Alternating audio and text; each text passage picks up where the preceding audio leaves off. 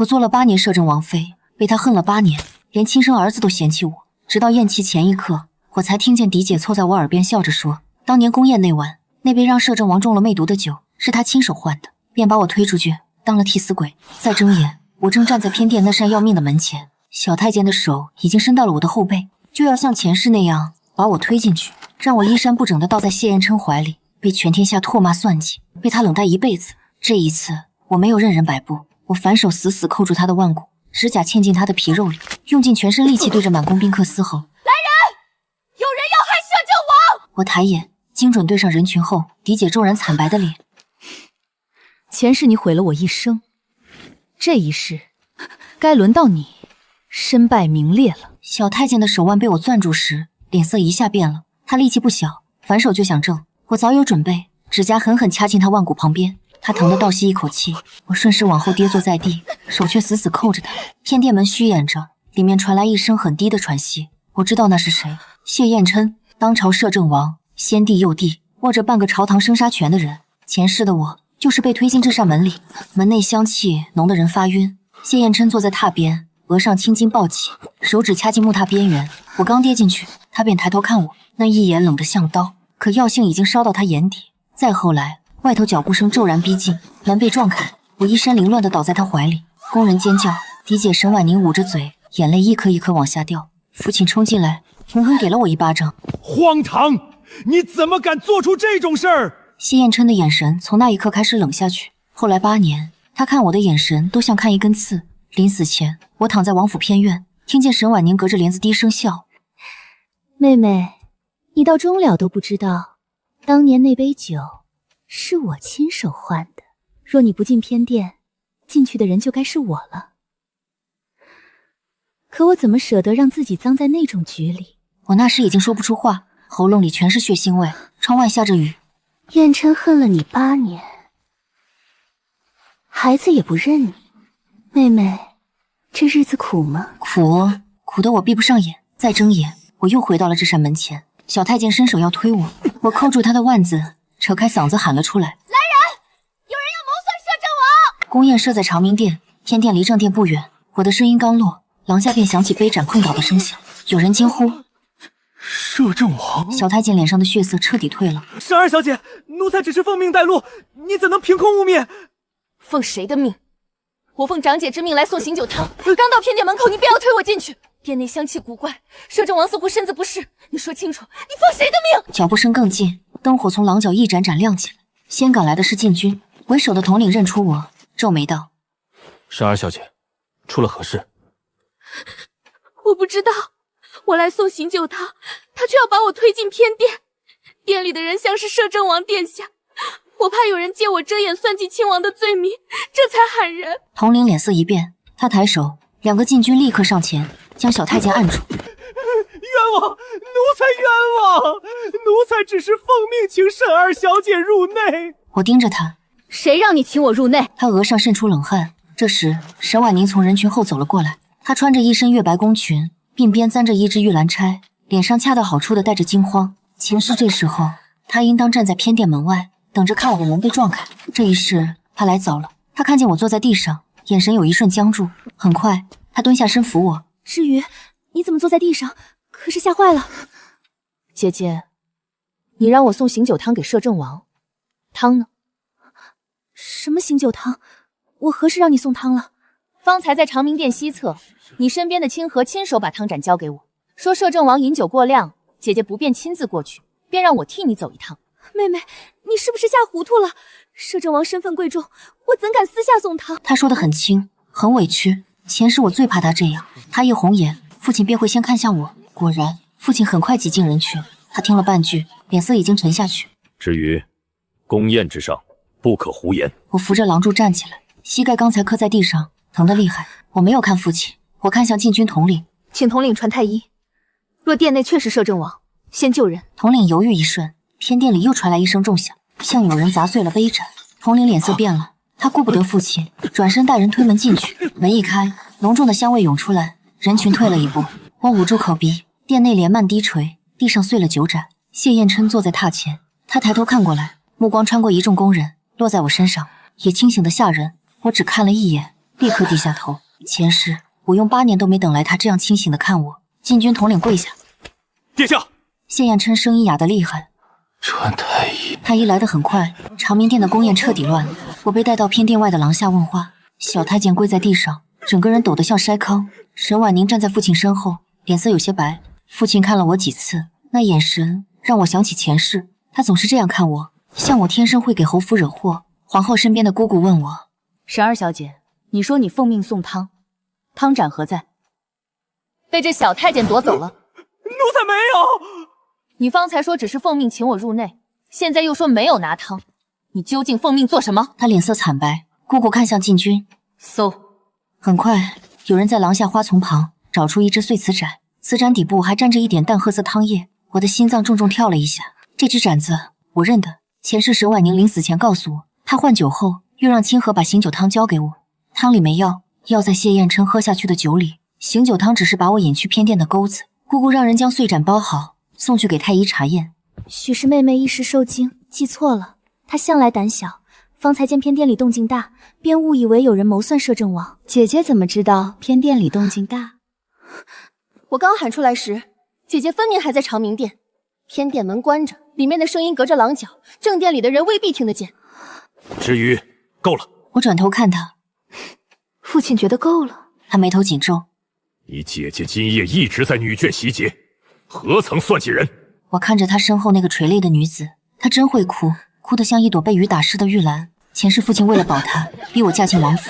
8年后，他仍旧让人送信到王府。你姐姐不义，你少与她计较。我攥紧袖口。摄政王染了什么药？太医还没说。小太监奉谁的命也没审。父亲急着让我闭嘴，是怕我惊扰宫宴，还是怕我问到姐姐？妹妹，你怎能这样想我？我没接他的话，我看向皇后身边的姑姑。臣女请求查醒酒汤从何处来，经谁手？又是谁临时改了我的路？姑姑看了我一眼，没有说话。偏殿里传来太医压低的声音。片刻后，太医走出。回皇后娘娘，摄政王殿下所染之煞，性烈，专攻气血，若无内力压制，恐怕早已神志不清。我抬起头，请娘娘明察，今夜有人要算计的，不是臣女的名声，是摄政王的安危。皇后下令封锁偏殿，长明殿的所有经手酒水的工人都被带去问话。父亲想带我回侯府，我跪在廊下没动。沈知瑜，你还嫌闹得不够？若摄政王殿下有个好歹，侯府担得起吗？父亲脸上的怒意一顿，我知道他怕什么，他怕侯府卷进谋害亲王案，可他更怕沈婉宁出事。前世我在王府熬了8年，我孩子满5岁那年，沈婉宁来王府做客，她摸着孩子的头，温声问：“你母亲平日里可对你好？”孩子看我一眼，小脸绷着。她总哭，父王不喜欢她，我也不喜欢。至于孩子还小，你不要同他计较。后来我才知道，孩子身边的教养嬷嬷是沈婉宁送进王府的。她教他说：“母亲用暗手段嫁进来，母亲坑了父亲和姨母，母亲不配做王妃。”那时我已经被谢彦琛冷了许多年，连起誓都觉得无力。现在我跪在宫墙下，听着不远处工人来往的脚步声，心里冷得清醒。这一世，我不会让任何人替我写罪名。清河很快被带来，她是沈婉宁的贴身丫鬟。前世她也在。偏殿门被撞开后，是她第一个冲上来扶住沈婉宁，哭着说：“我一直嫉妒姐姐，早就想攀附摄政王。”如今她跪在地上，脸色比小太监还白。姑姑问她：“醒酒汤是谁交给沈二小姐的？”奴婢不知道。你左手袖口沾了桂花蜜，醒酒汤里加了桂花蜜。姐姐说摄政王不喜太苦，汤里需压一压药味。清河递汤给我时，袖口蹭过盏沿。清河立刻把手往袖子里缩，禁军上前强行拉出他的手，袖口内侧果然有一点黏腻的浅黄痕迹。沈婉宁眼泪掉得更急。清河，你为何要骗我？你是不是私下做了什么？这话说得太快，清河怔怔抬头，像是没想到自己这么快就被推出去。我看得很清楚，沈婉宁又想断尾。姑姑冷着脸，带下去细审。清河被拖走时，一直回头看沈婉宁，沈婉宁没有看他。父亲低声道：“婉宁也是受了蒙劝。”父亲怎么知道？他脸色一沉：“她是你姐姐，所以他做什么都有人替他说话。父亲抬手，像要打我。姑姑轻轻咳了一声，他的手停在半空，周围还有工人。父亲只好压着怒意：“至于你今夜受惊了，随我回府。”案子未清，我不回。你一个未出阁的姑娘，留在宫里像什么样子？那被人推进摄政王偏殿，又算什么样子？他再说不出话，偏殿门忽然开了，谢燕琛换了一件外袍，由内室扶着出来。他面色仍冷，唇色却白得厉害。众人跪了一地，我也跪下。他的靴子停在我面前，我盯着青石地砖上的一点水渍，没有抬头。头顶传来他沙哑的声音：“你报的。”臣女怕丢命。这话出口，廊下更静。我听见沈婉宁轻轻吸了一口气。谢燕琛沉默片刻：“怕丢命，还敢喊算计亲王？臣女若进了偏殿，会丢命更快。”他没有再说话，我也不抬头。前世我看够了他的冷脸，这一世我只想离他远些。过了片刻，他对禁军统领道：“查。”只有一个字，可这一个字落下，沈婉宁的脸色彻底白了。天快亮时，我才回到侯府。父亲一路没有说话，沈婉宁坐在另一辆马车里，听说哭了一路。我掀开帘子，看着外头渐亮的天。前世宫宴后，我也是这个时辰回府。不同的是，那时我是被父亲押回来的。他关上门，连问都没问，便罚我跪在祠堂。沈婉宁跪在父亲脚边哭：“我愿意把徽约让给你。”父亲看向我的眼神像看一滩浮不上墙的烂泥。后来圣旨赐婚，我穿着嫁衣进了王府。谢燕琛站在正堂，看都没看我。如今马车停下，我刚下车：“你还敢回来？”来书房。我跟着他进去，门一关，他转身便道：“跪下！”我站着没动。父亲难以置信地看我：“你还敢忤逆？”宫里已经在查暗算亲王案，父亲若现在罚我，明日宫中来问，我该怎么说？你威胁我？我只是怕疼。前世祠堂的青砖很冷，我跪了一夜，膝盖肿得几乎站不起来。后来嫁进王府，谢燕琛见我走路迟缓，只冷声说：“装可怜也该有个分寸。”我疼过一次就够了。父亲按着桌角，压低声音：“你姐姐今夜已经被你连累了，你还想如何？”他让我送醒酒汤，我险些被推进偏殿。父亲第一句问的却是他苦不苦。若我没有喊人，今夜偏殿门被撞开，父亲会如何？父亲会逼摄政王娶我，再让姐姐哭着退婚。所有人都会说我算计，说我毁了姐姐姻缘。你姐姐不会算计你。侯爷，大小姐身边的清河，宫里派人送回来了。父亲一怔，我看向门口，送回来，人还留着气，只是挨了罚。宫里说，清河供出有人让他把醒酒汤交给二小姐，只是他紧闭牙关，不肯说是谁。父亲看了我一眼，立刻往外走，我跟上去。清河被送回府时已经站不稳了，他趴在担架上，沈婉宁哭着扑过去：“清河，你怎么会这样？是谁连累你？”清河看着他，嘴唇动了动。沈婉宁握住他的手，哭得几乎喘不上气：“你放心，我一定求父亲保你。”我站在廊下，清河的目光越过沈婉宁，落到我身上，那眼神里有恨，也有怕。我慢慢走过去：“清河，你家里人还在侯府庄子上吧？”沈婉宁的哭声一顿，父亲厉声道：“沈之宇！”昨夜宫里审你，你不敢说，是怕他们出事。清河浑身一颤：“妹妹，清河已经这样了，你还要逼他？”宫里查的是暗算亲王，你若替人顶罪，没命的不止你一个。清河嘴唇发抖，沈婉宁脸色发白：“够了！”父亲若觉得我多嘴，不妨现在就把清河送去京兆府，他家人的安危也一并写进供词里。清河忽然哭出声，他挣扎着抓住担架边缘：“二小姐，救救我娘！”清河，大小姐，奴婢不想违命。沈婉宁脸上的温柔终于裂了一点，那一点很快被他压下去。可我看见了，我轻轻呼出一口气。前世他在我床前笑着说真相时，也是这个眼神，冷得没有半点人气。清河被我藏去了母亲留下的陪嫁宅子。我母亲早逝，外祖家也没什么人在京中。前世我嫁入王府后，母亲的嫁妆慢慢被侯府吞了大半。今生我翻出旧册，才知道母亲留下过一处小宅。我带清河过去时，她还在发抖。春桃替她换药。清河看着我，哑声问：“二小姐为何救我？我坐在桌边，翻着她从袖中抖出来的一点药粉，药粉包在油纸里，外头沾着淡淡的兰香，是沈婉宁常用的香。我说，因为你还有用。说实话，我保你家里人，不说，我把你交回宫里。是大小姐让奴婢递的汤，她说摄政王饮酒后身子不适，要二小姐带他送去偏殿。药酒呢？奴婢没有还酒，那是大小姐亲手。亲手什么？大小姐亲手把一只白玉盏递给了内侍，说摄政王只喝那一盏。我指尖一紧，前世临死前，沈婉宁说过，她换的是酒。如今清河的话对上了。她原本想做什么？清河迟疑。你若说一半，另一半由宫里审出来，你还是活不了。大小姐原本想在摄政王药发时进去，她带了解药，想让殿下记她救命之恩。那为何推我？二小姐那时刚好被夫人派去给女眷送帕子，大小姐看见您经过，便说什么？说您更合适。屋里安静了很久，春桃气得眼眶发红。她怎么能这样？我没有说话，窗外风吹过树梢，发出细微声响。我想起前世偏殿里那一地碎瓷，想起谢燕琛冷着脸把我推开。我曾经以为是我命不好，原来每一步都有人推着我走。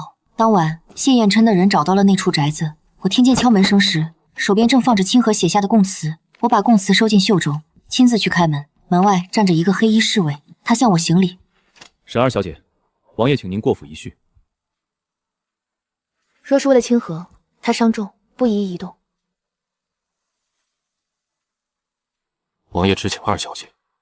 我没有立刻答应。夜色很深，巷口停着一辆不起眼的马车。我知道谢燕琛已经查到这里，他前世恨我8年，今生我们之间没有夫妻名分，也没有偏殿那一夜。可只要案子牵着沈婉宁，终究绕不开他。我上了车，摄政王府仍旧和前世一样，高墙深门，冷得像一座没有人气的牢。我被带到书房，谢燕琛坐在案后，他脸色还未恢复，唇色浅淡，手背缠着纱布。我进门行礼，臣女见过王爷。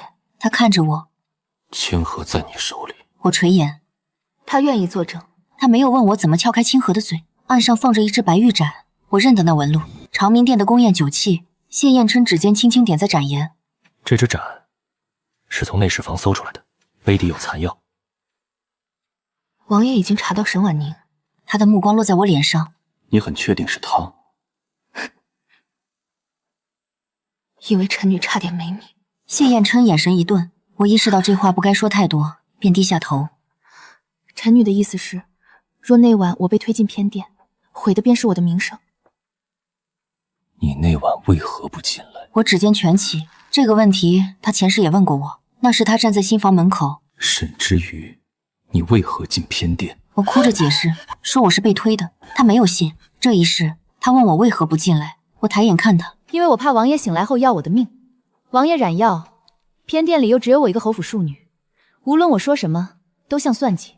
与其被人堵在殿内，不如喊得所有人都听见。谢燕琛慢慢收回视线。你倒清醒。被算计多了，自然清醒。话出口，我才发现自己又说漏了。谢燕琛没有追问，他把一份纸推到岸边。你长姐是身边有个教养嬷嬷，姓方。方嬷嬷。她昨日去过王府角门，想见本王府部里的管事。前世教歪我孩子的嬷嬷便姓方，她竟这么早就开始往王府伸手。谢燕琛看着我，你认得她？不认得。他没有说信，也没有说不信。我拿起那份纸，上面记着方嬷嬷的住处、来往人，还有她曾经替沈婉宁办过的几件事。其中一条写着：3年前，方嬷嬷曾买过一户宦官家的幼女，后不知去向。我眼前一阵发黑。前世我身边的陪嫁丫鬟绿珠，就是犯官之后，她在我嫁入王府后没多久便死了。王府说她偷盗未遂，那时沈婉宁哭着劝我：妹妹，身边人不干净，也怪不得旁人疑你。我握着纸的手一点点收紧。谢燕琛开口：沈二小姐，你还知道什么？有一瞬间，我想把前世全说出来，说我被他冷了8年，说孩子被人教得恨我，说我死时沈婉宁就站在我床前。可话到嘴边，只剩一句：方嬷嬷不能留。本王会查。我把纸放回案上。王爷查案便好，不必查我。你怕本王？前夜之后，京城谁不怕王爷？他没有说话，我行礼告退。转身时，听见他忽然开口：“沈之瑜，那夜若你没有喊人，本王醒后未必会杀你。”我没有回头，王爷会恨我。身后静了，我推门出去，夜风迎面吹来，冷得我清醒许多。沈婉宁开始反扑，是在3日后，京中忽然传起流言，说我宫宴那晚早就知道摄政王在偏殿，故意喊破媚毒局，只为把沈婉宁拖下水。还有人说我自小嫉妒长姐得父亲宠爱，借谋害亲王案攀咬嫡姐。春桃听得气坏了，小姐，他们怎么能这样说？我正在看清河的供词，闻言抬头，谁传得最凶？奴婢这就去查。很快，他带回消息，流言从城南几家茶楼起，最先说这话的人是沈婉宁外祖家的一个远房表兄。我点了点桌面，把消息递给刑部。只递这个？再递一份宫宴座次图。流言说我蓄意攀咬，就要解释我为何能第一时间喊破。我不解释，让他们自己去查。宫宴座次图上，沈婉宁离偏殿最近。他若说我能提前知道，刑部自然也会问他为何能离得那样近。果然，2日后，沈婉宁被请去刑部问话。父亲气冲冲来我院子：“你满意了？”我正在用早膳，闻言放下筷子。父亲觉得是我请刑部去问姐姐的。婉宁被你逼得日夜难安，你还要将她逼进公堂？我看着碗里的白粥，忽然没了胃口。宫宴那晚，我若进了偏殿，被逼进公堂的人就是我。你现在好好站在这里！因为我自己喊了人，不是因为侯府护我，也不是因为姐姐良心发现。我说出口后心里一紧，可这是我嘴里对父亲第一次直白的怨。父亲看着我，像第一次不认识我。我站起来，若父亲只是来替姐姐问罪，便请回吧。刑部若再传我还要留些力气说话。你以为摄政王查案是为了护你？婉宁与王爷有旧日婚约，你如今把她拖下水，王爷迟早会验你。那便让他验。父亲正主，我行了一礼。我不嫁他。你说什么？我说不嫁摄政王。屋里安静下来。你不嫁，若王爷愿意娶你，是你的福分。前世他也是这么说。那日赐婚圣旨下来，他按着我磕头谢恩，我哭着说我不想嫁。能入王府是你的福分。我看着眼前这张熟悉的脸，心里忽然平静下来。父亲的福分，给姐姐吧。他扬手要打，这一次我没有躲。巴掌落下来前，门外传来一道冷声：“沈侯爷好大的威风！”父亲的手停在半空，我转头，谢彦琛站在院门外。他今日穿着玄色长服，父亲脸色骤变，连忙行礼：“王爷。”谢彦琛没有看他，他的目光落在我脸上，停了一瞬。我垂下眼，他对刑部官员道：“传方嬷嬷。”我心口一紧。方嬷嬷被带来时，手脚都在发软。她一见父亲，立刻哭喊：“侯爷，救命！”父亲脸色发青。谢彦琛冷冷道：“他昨夜招了。”方嬷嬷瘫在地上，刑部官员展开供词：“方氏供认不互惠，他奉沈婉宁之命。宫宴前一日，沈婉宁让他备了一包药粉，至于那药粉做什么，他说不知道。我看着他，你还替姐姐准备了什么？方嬷嬷抖了一下，我走近一步。范官官家的幼女绿珠，她在哪里？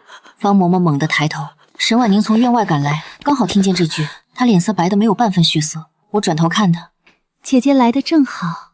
沈婉宁扶着丫鬟的手，眼里全是泪。妹妹，我不明白你在说什么。我慢慢走到她面前。绿珠在何处？她攥紧帕子。什么绿珠？方嬷嬷忽然哭喊：“大小姐，奴婢真的不敢再瞒了。”沈婉宁身形一晃，父亲猛地转头看她。谢彦琛站在廊下，神色冷得吓人。那一刻，我忽然想笑。前世沈婉宁总爱让别人替她开口，这一次也有人替她开口，只是说出来的话不再是她想听的。绿珠被找到时，已经奄奄一息。她被关在城外庄子上，我带春桃去看她，她缩在榻脚，听见脚步声便发抖。我站在门口，没有立刻进去。前世她死得很早，我曾经怨过她，怨她为什么要偷东西，为什么要在我最艰难的时候给我添一桩罪。现在才知道他连为自己辩白的机会都没有。我让春桃把药和吃食放在桌上。你安心养伤，刑部会有人来问话，知道什么便说什么。绿珠抬头看我，她眼睛很大，眼里全是惧意。二小姐，奴婢若说了，家人会死。他们已经被救出来了。她呆住，眼泪慢慢滚下来。我没有再多留。走出庄子时，谢彦琛站在院外，像是等了许久。我停下脚步。王爷怎么在这里？方嬷嬷供出绿珠，刑部查到庄子，本王顺路过来。我点头。顺路。摄政王府到城外庄子绕了半座京城。我没有拆穿。他看着我。你为何一直追查这些人？他们都和沈婉宁有关。也和你有关。我沉默。谢彦琛的声音低了些。你像是知道他们日后会害你。我指尖一颤，春桃站在不远处，听不清我们说话。风从庄子后头吹来，有些冷。我抬头看他。王爷若觉得臣女古怪，可以一并查。本王没有这个意思。我笑了下。王爷从前若误会一个人，会道歉吗？这句话问出口，我自己先怔了一下。谢彦琛也看着我，他的神色慢慢变了。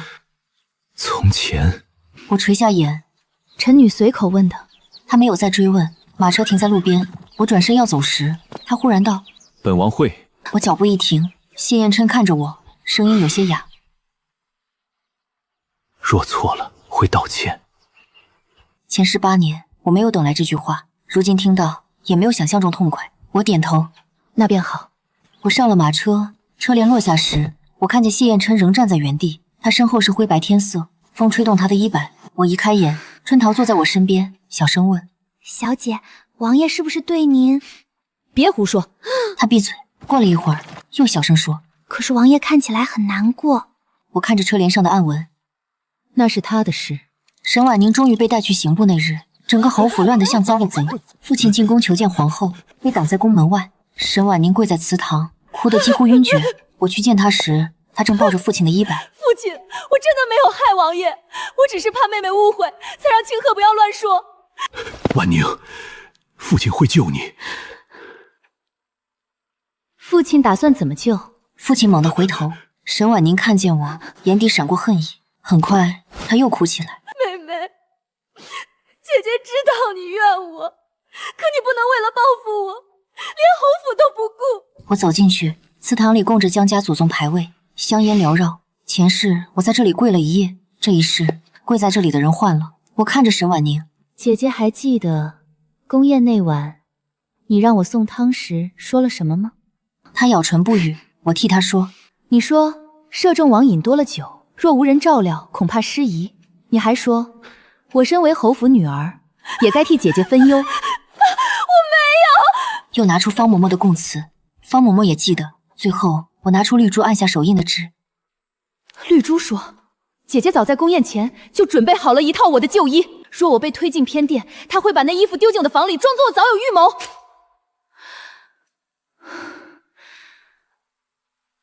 姐姐，你准备的真细。婉宁，沈婉宁忽然笑了一声，很轻。她慢慢抬头看向我，那张总是柔弱的脸，在祠堂昏暗的光里变得陌生。是我准备的，又如何？父亲倒退半步。你……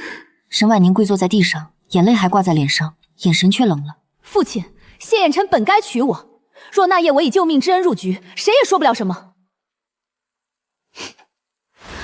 可知又来了，他来的刚好。我攥紧手，父亲声音发颤：“你为何要这样害你妹妹？”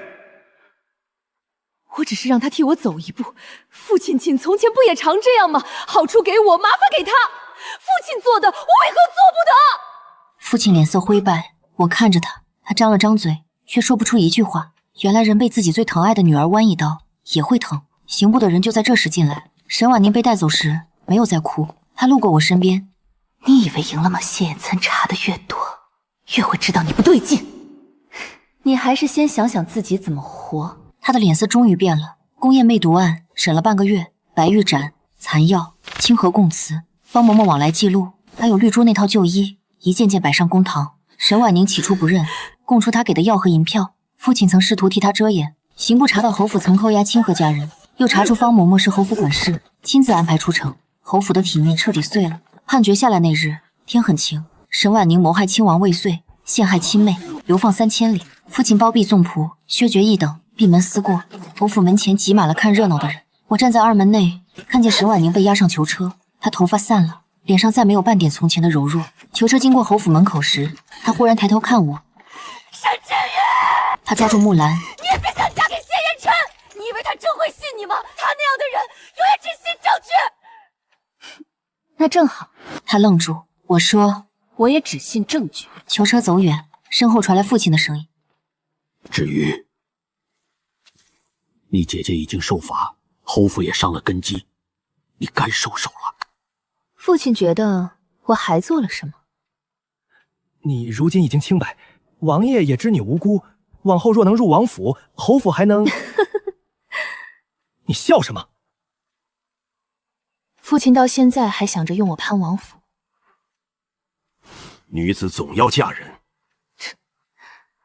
所以我要拿回母亲的嫁妆。母亲留下的田庄、铺子、宅契，还有这些年被侯府挪走的银两，父亲若不还，我便把嫁妆案递到衙门。你要与侯府断亲？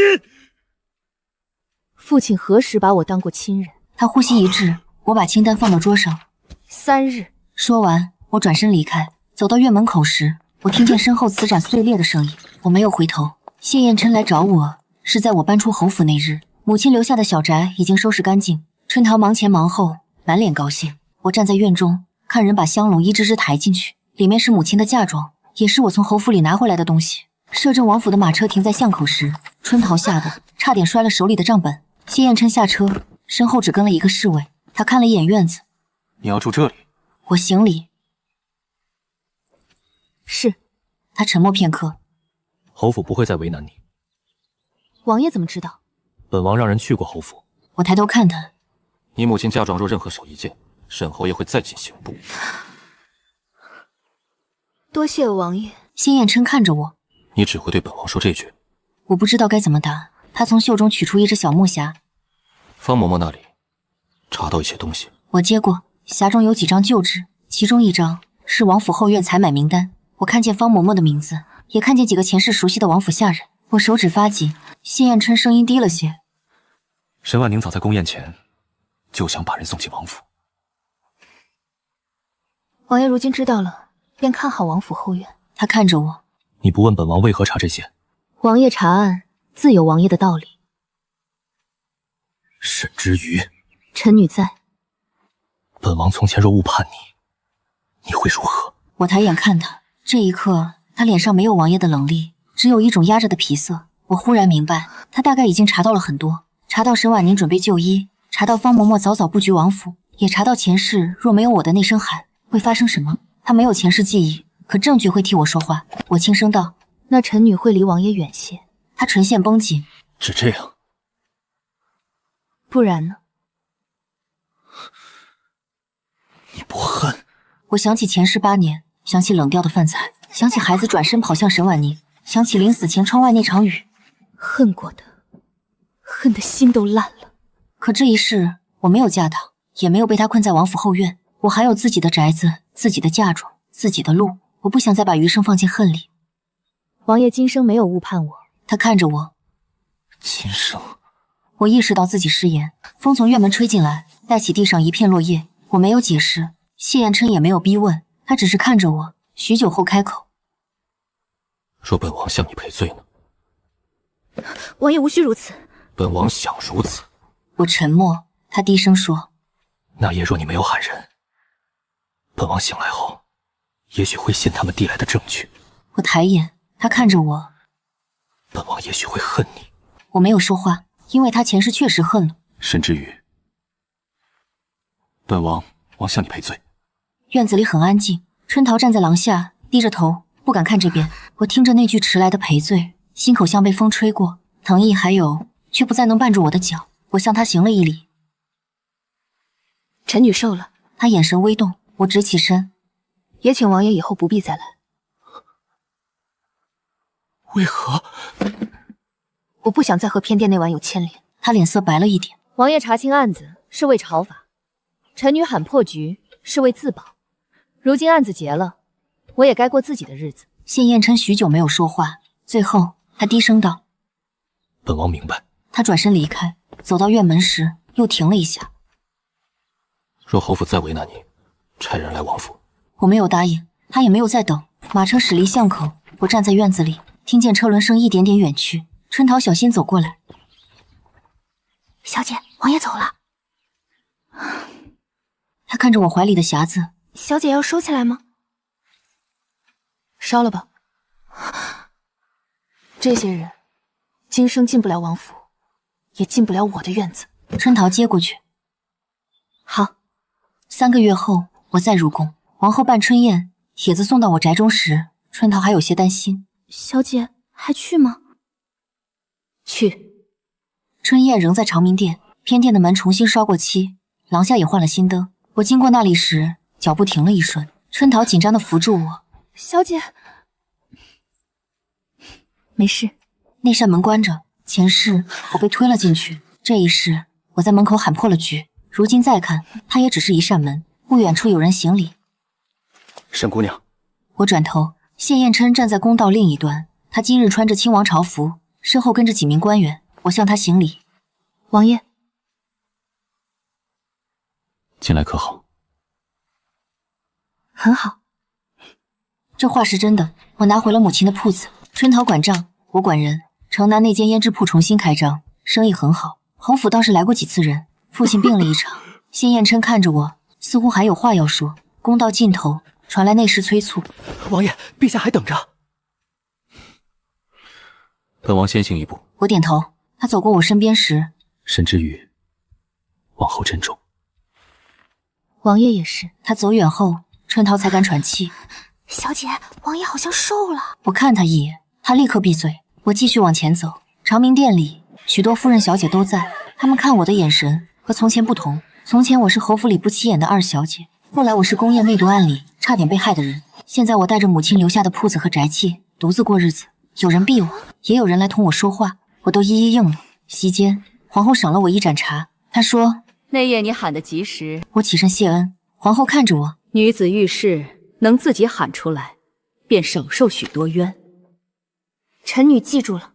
春宴散后，我又经过偏殿，这一次廊下无人，天色将晚，宫墙上落着淡淡金光。我站在那扇门前，伸手摸了摸腕上的玉镯，那是母亲的遗物，玉面温凉。春桃在身后轻声问：“小姐，走吗？”我看着那道门，前世所有难堪、怨恨、冷冽，都像隔着一层很薄的雾。我没有再推门，也没有回头。走吧。春桃跟上来。宫道很长，风吹过来，带着春日的暖意。我提起裙摆，往宫门外走去。